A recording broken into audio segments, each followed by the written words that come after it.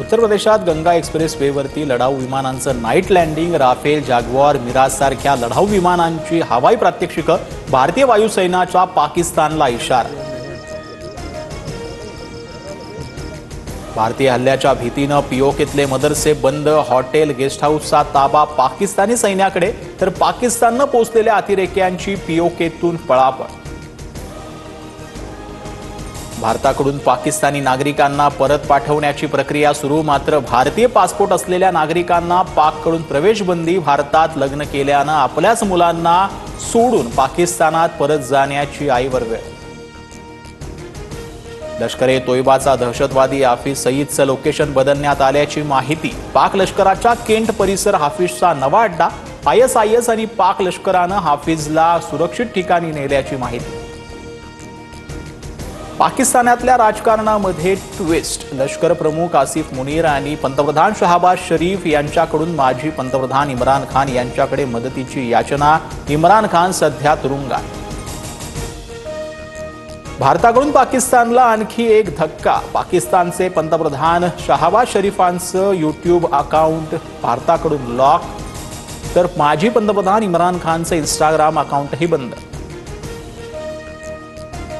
Pakistani cricketers आणि कलाकारांचे social account भारतात बॅन। बाबर आझम, मोहम्मद रिजवान, शाहीन आफ्रिदीचं Instagram भारतात बंद।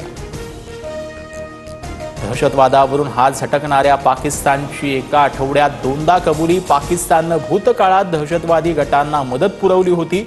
संरक्षण मंत्र्यांनंतर परराष्ट्र मंत्री बिलावल भुट्टोकडून पाकिस्तानचं पाप मान्य। पहलगाम हल्ल्याबाबत सरकारचं धोरण अस्पष्ट। काँग्रेस कार्यकारिणी बैठकीमध्ये मल्लिकार्जुन खरगेंचं वक्तव्य, तर दहशतवादी विरोधी कारवाईबाबत विरोधक सरकारसोबत असल्याचीही भूमिका। भारत आणि अमेरिकेमध्ये $13 कोटी मोठा लष्करी करार। भारतीय नौदल सागरी सुरक्षा सॉफ्टवेअरसह अद्ययावत यंत्रणा अमेरिकेकडून खरेदी करणार। पहलगाम हल्ल्याच्या पार्श्वभूमीवर कराराला महत्त्व। NIAचं पथक पहलगाम हल्ल्याचं रिक्रिएशन करण्यात आलं। NIAचं पथक अत्याधुनिक उपकरणांसह बेसरण खोऱ्यामध्ये घटनास्थळी रिक्रिएशन करत व्हिडिओग्राफी देखील करण्यात येणार।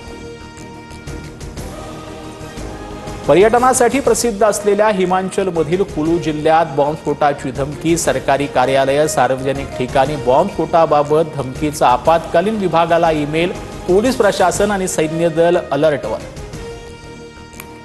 उत्तर भारतात मुसळधार पावसामुळे 7 जणांचा मृत्यू। वादळी वारा आणि पावसामुळे 100हून अधिक झाडं उन्मळून पडली, तर जम्मू श्रीनगर राष्ट्रीय महामार्गावर भूस्खलन।